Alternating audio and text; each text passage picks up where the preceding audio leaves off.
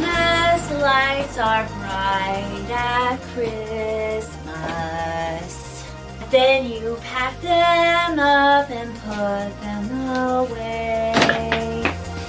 Oh, hello everyone. My name is Haley.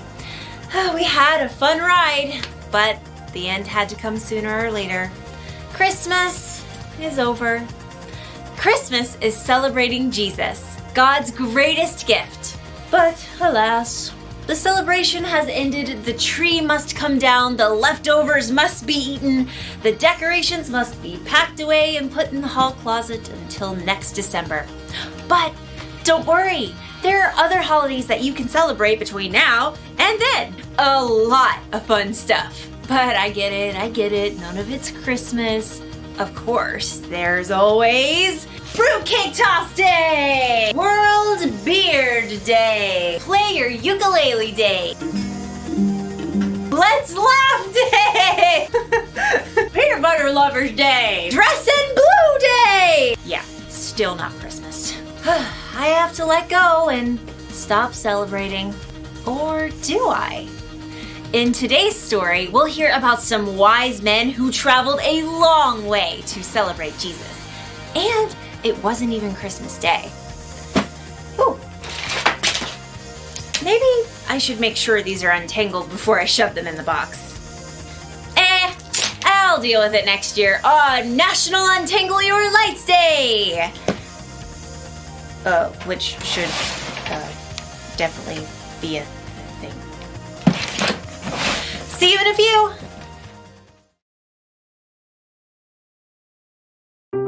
The Bible. It's 66 books of history, stories, letters, and poetry that fit together to form God's one big story. The epic adventure of how He created us and loves us so much that He made a way to rescue us. As we travel through the Bible, from Genesis to Revelation, we discover people who met God and found their lives changed forever.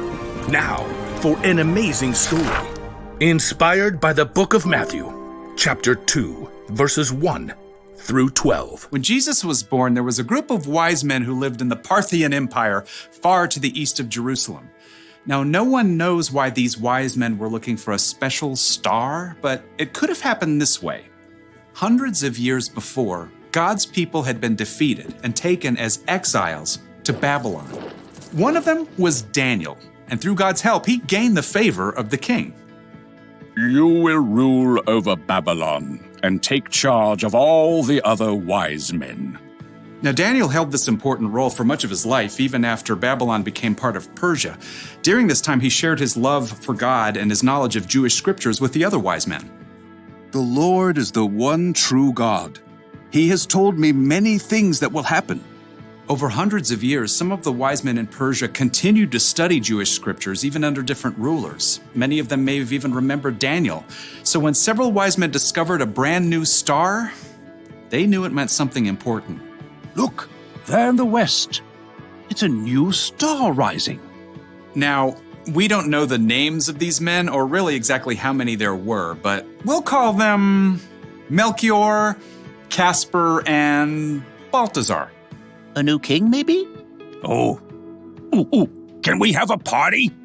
The wise men hurried to the archive room, where they dug through dusty scrolls to find the writings of Jewish prophets.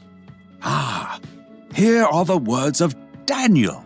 God had given Daniel some strange visions of a savior who would come and rescue the Jewish people. The time he tells of could be right now, depending on how you read it. So, party time? And look here, at the scroll of Numbers. A star will come from among the people of Jacob. A king will rise up out of Israel. The star, the timing. I think this is it. Party time! These wise men did far more than just throw a party. They planned an epic road trip to honor the new king in his own land. I'll pack up the food. I got the heart for some road tunes. Who's got the camels? Well, you can handle them. I got the party gifts. The wise men packed up beautiful gifts worthy of a true king. Then they set out on their long journey across the desert. Due west. Follow that star. Oh, I would walk 500 miles and I would walk 500 more. Yeah, I think I'm ahead of my time. After many long weeks, the wise men neared the city of Jerusalem. Surely someone will know of this new king. The wise men entered the city, causing a stir with their fine robes and curious questions. Where is the child who's been born to be king of the Jews? We saw his star when it rose, and now we have come to worship him. And we got party gifts.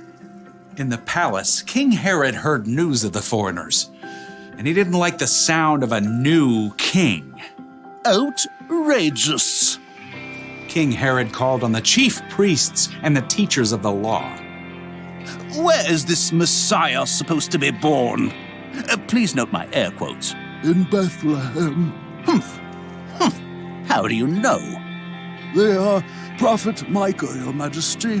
He says, but you, Bethlehem, in the land of Judah, are certainly not the least important among the towns of Judah. A ruler will come out of you. He will rule my people Israel like a shepherd. Oh, well, I see. Have these wise men come see me. Keep it on a down low. Soon, the wise men were ushered into the palace. When did this special star appear? At the perfect time for a party.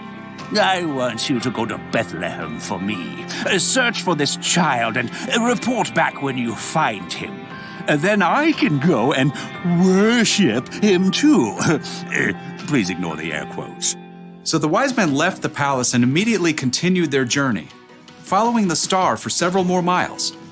Look, it's resting over that little town of Bethlehem and that little house.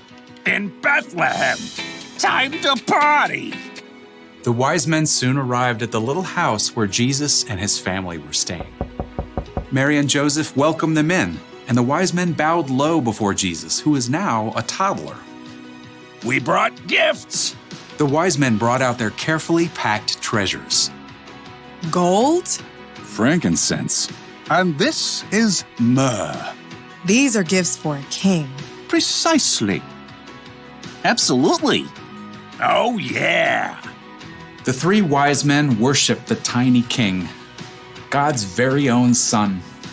Before they returned home, though, God spoke to them in a dream.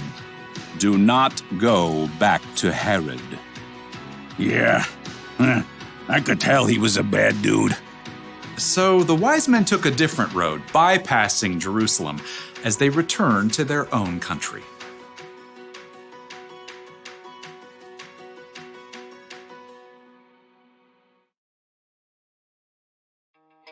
Sometime after Jesus was born, wise men came to celebrate him.